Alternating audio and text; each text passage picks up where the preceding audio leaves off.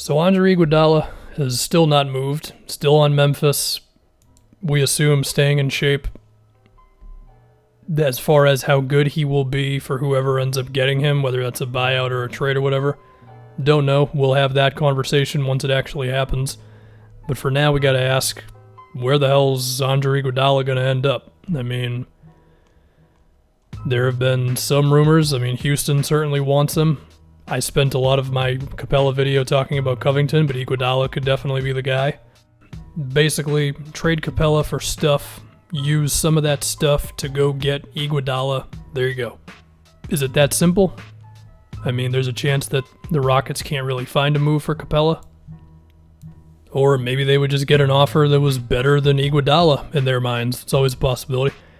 Anyway, if it's not going to be Houston, then it gets a little more interesting, because I feel like you could find a path for Iguodala on a lot of teams, the Clippers being one of them. The obvious one is, of course, Harkless and the Clippers first. I think the Clippers are in a similar boat to the Rockets, where they will do a move if they're on the fence with it, because these teams are trying to do it all this season, between the Warriors not being good, and I mean, with the Clippers, it's like you got to convince Kawhi and PG to stay, you know?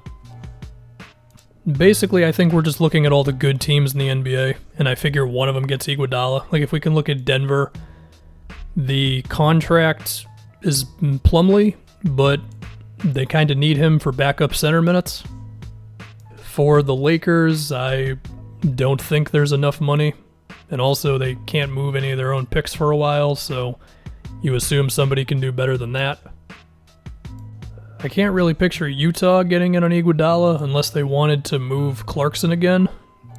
Dallas definitely has the stuff. Well, they don't have a first because they got picks going to the Knicks and Stepien rule, you know. But they do have a bunch of second rounders, which maybe Memphis would be okay with, and then the salary is the Courtney Lee money. It makes it work. It's not great for the Grizzlies, but it's better than getting nothing for them, pretty much.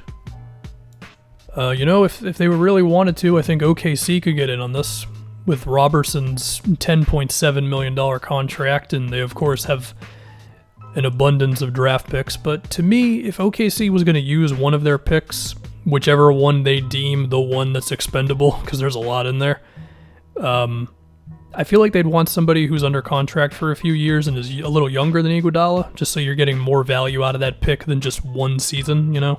So somebody like Covington, basically. I mean, I guess one pick they could think about is like Denver's first for this year. It's probably going to be the like 26th pick or something. And then you got teams in the playoff bubble for the West between the Blazers, which I don't think they want to get too crazy right now.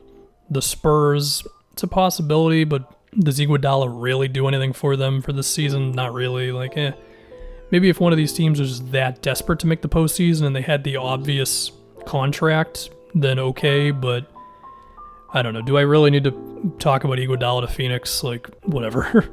Let's go to the Eastern Conference. You know, I think Iguodala would be pretty cool in the Bucks, but I don't think the move is there. The defending NBA champion Toronto Raptors would certainly look more interesting with Iguodala. It would be either Gasol, Gasol back to Memphis, there you go, or Ibaka's money, but I wouldn't be surprised if Toronto viewed those two as more essential for them than using one of them to trade for Iguodala.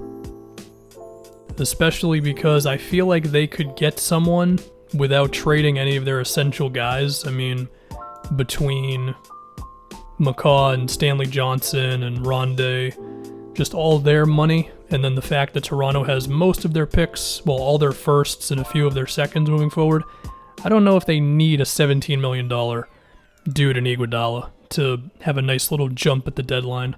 Unless the Celtics want to trade Marcus Smart, Iguodala's not happening. Miami, they don't have many first-round picks or picks in general for a while, and the ones they do are surrounded by other picks that are going out, so I don't even know if they can trade this year's or 2022's.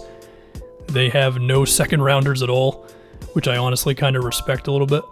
So it's like, there's not a lot there. And then they don't have an expiring to give the Grizzlies unless it was Dragic, who I feel like Miami would just want to keep. So I don't know about them. And then for Indiana, I think they're just all in on getting Oladipo back. And then for Philly, I think they're just going to prioritize shooting more than anything else. And also, they don't really have the contract to get Iguodala. So, yeah, I guess for me, the teams that I'm mainly looking at for Iguodala would be the Clippers, the Mavs, the Rockets, and I think that would really be it. So, yeah, I mean, I will touch on this a little more when Iguodala eventually changes teams. There's a chance he doesn't get moved, and it's just he's on the open market and he signs with the Lakers probably. But, I mean, Iguodala will still be good, right? I mean, the dude did get up to like 35% shooting on about 4 threes a game in the postseason for the Warriors. And he hit one of the biggest shots of the playoffs against Houston in that one game. So, assuming he's doing that, we assume he's still going to be good defensively. He's always one of the smartest players in the league. And then, he's still going to be a capable ball handler for you. So, if he can give some team like 9 points, 4 assists, 3 rebounds, good enough open 3-point shooting, and then still very good defense when you need it, then yeah, that guy is worth a real offer to insert really good NBA team looking to take advantage of the Warriors being bad for one season, So, it'll be interesting. I do think he will change teams. I don't think this Iguodala thing is just going to disappear,